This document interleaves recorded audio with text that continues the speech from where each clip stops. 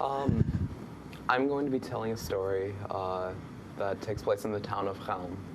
And this story is called The Golem of Chelm, and it's by Mark Binder. The town of Chelm is a town of fools. Well, some people say it's a town of people who are very, very wise. But they're so wise that no one understands them and thinks them foolish. Anyway, in Chelm, there are many different townsfolk, many different people. And they're all special. But one townsfolk in Chelm is different, even for Chelm standards, because you see, this individual is not what we would call, human. Yes, this individual is not human. This individual is a golem, a mythical creature made from inanimate objects and brought to life by a piece of paper with the name of God written on it that it uses as its tongue. And this story is how it was created, at least the first time. Long ago in the town of Chelm, there was a young rabbi. And it was the day before the first day of school, and on the first day of school, the children always played pranks on the rabbi. He remembered last year. Oh, it was horrible. As we all know, young rabbis live on coffee, and the children replaced his sugar dish with salt. So when he drank in his coffee, he couldn't think about it any longer, no. He asked every single person in Chelm to substitute for him, but everyone knew what that would involve, and everyone said no. Well, the rabbi was sitting in his study, and the rabbi had many interests. He was interested in mysticism and very interested in calligraphy. And as the young rabbi was sitting at his desk, he was reading. He was also looking over a letter, and he was also writing notes.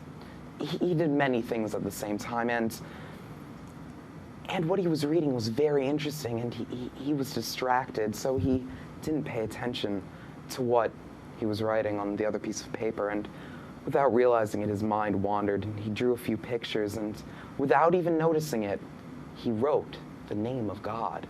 And the name of God has power, and he wrote it in beautiful, beautiful calligraphy. And next to it, he drew a goose, and he wrote a poem, and there was a horse, and eventually the paper was covered with doodles, and when the rabbi glanced at it, he thought it was just scrap now. So the young rabbi threw this paper, where all young rabbis throw important documents and scrap paper, into the laundry bin. And then he sat down and continued with his reading. But then he heard something. The rabbi looked over, but there was nothing there. He calmed himself. It was just his nerves. The first day of school was tomorrow. But then he heard it again, and he looked, and there was nothing there. Calmed himself, but then he heard it again. He knew he heard it, and he stood up and he looked. There must be a child in the classroom, but there was still nothing there. As he was about to sit down again, he saw that his laundry bin was shaking.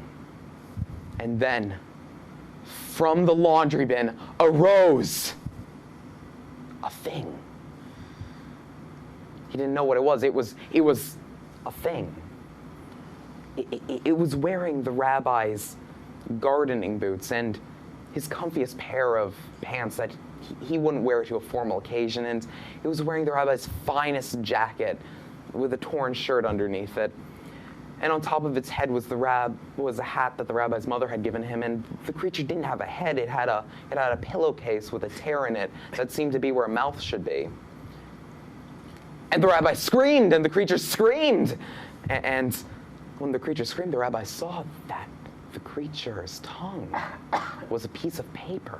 And he saw that this was the paper he was writing on, and he saw the name of God on this paper. And he knew what this creature was. This creature was a golem, a mystical creature brought to life by the name of God, made from inanimate objects. And should this paper be destroyed, it would fall to the pieces that made it. And the rabbi looked at the golem and said, "You are a golem." And the golem looked at the rabbi and said, "You are a golem." Well, eventually they had it straightened out that the rabbi was in fact a rabbi, and the golem was in fact a mystical creature brought to life by a piece of paper. It was very, very simple when you don't think about it. Anyway, the rabbi realized that he had created the perfect substitute teacher. Well, the next day of school came, and the children all ran to the classroom, and they talked and laughed with each other, and then they decided to discuss the pranks that they were going to pull on the rabbi this year.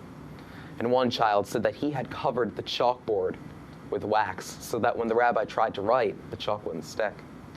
Another child laughed at this and said that he had placed a piece of stale matzah on the rabbi's chair so that when the rabbi sat down, it would break and get crumbs all over his fine attire.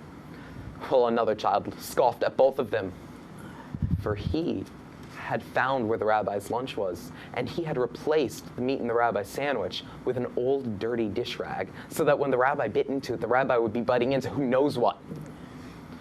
Well, they waited and waited, but the rabbi didn't show up, and it was getting late. The rabbi should be here by now. But then the door turned, and in walked something.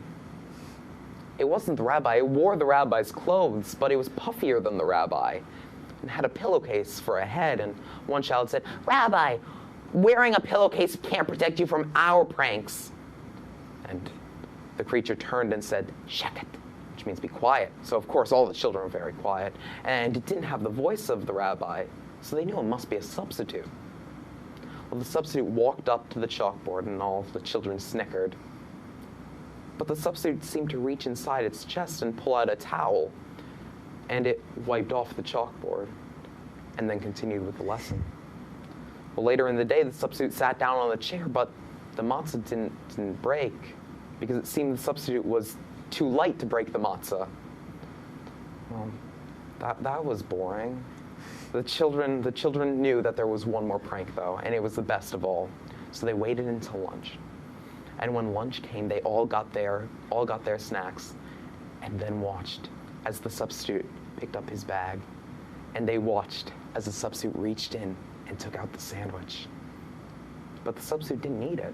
The substitute reached in the bag again and took out 2 dirty socks.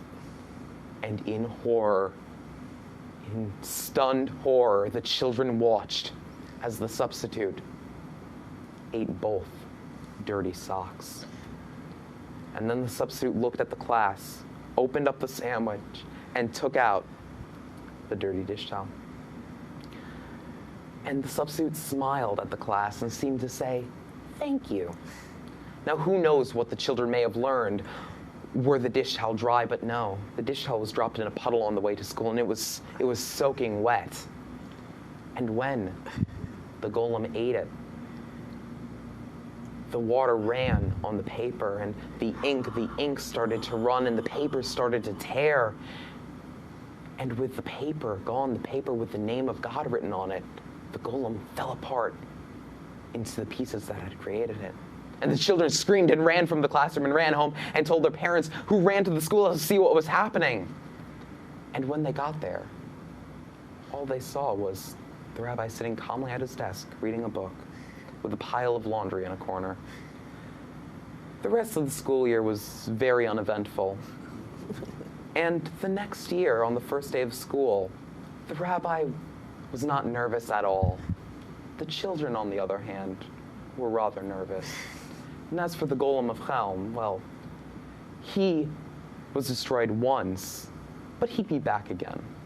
Though that's a different story.